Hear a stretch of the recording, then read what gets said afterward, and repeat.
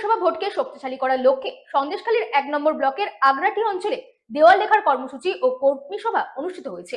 সংগঠনকে শক্তিশালী করতে যুব নেতা শফিকুল মোল্লা বলেছেন, সন্দেশখালীর মাটি 1 ইঞ্চিও জমি ছাড়বে না।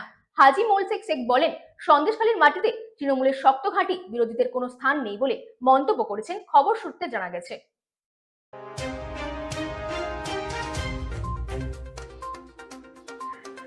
সন্দেশখালী 1 নম্বর ব্লকের আগ্রাটি অঞ্চলের বড়বাজার এলাকায় দেওয়াল লেখার কর্মসূচি শুরু হয়েছে। 2026 সালের বিধানসভা নির্বাচনের আগে সংগঠনকে আরও শক্তিশালী করার লক্ষ্যে এই প্রস্তুতি সভার আয়োজন করা হয়। যুবনেতা শফিকুল মোল্লা, সন্দেশখালীর সহকারী হাজি মোসলেম শেখ, শফিকুল ইসলাম মোল্লা সহ অন্যান্য নেতৃত্ব এই কর্মসূচিতে উপস্থিত ছিলেন।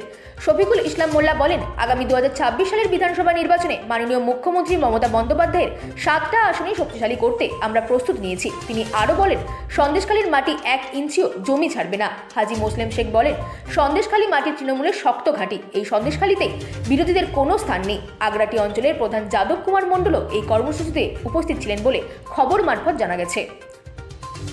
Bureau report, রাতদিন news network.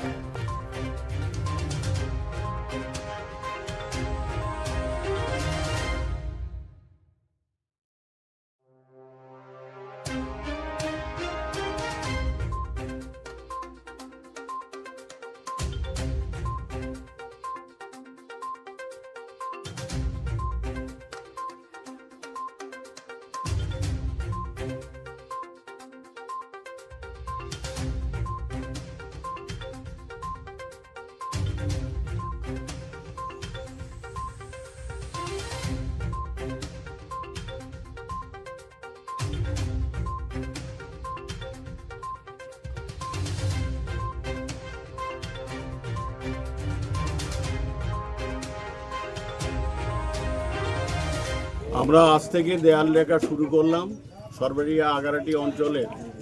এখানে যুব কনভেনার শফিকুল মোল্লা এবং এখানে উপস্থিত আছেন আমাদের ভারপ্রাপ্ত প্রধান যাদব মণ্ডল, উপস্থিত আছেন আমাদের পঞ্চায়েতের অনেক সদস্যরা এখানে উপস্থিত আছেন।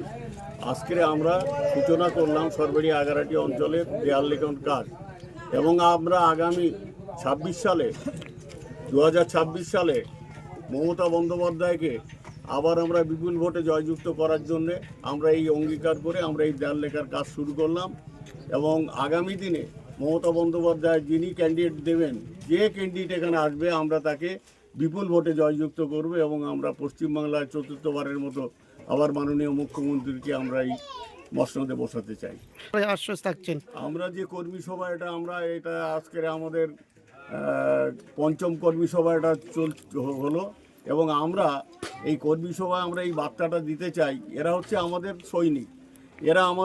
সৈনিক, এদেরকে আমাদের বক্তব্য দিয়ে এদেরকে আমরা সুন্দরভাবে এদেরকে বুঝিয়ে দিয়ে এরা গ্রামে গিয়ে মানুষকে আরও সচেতন করবে।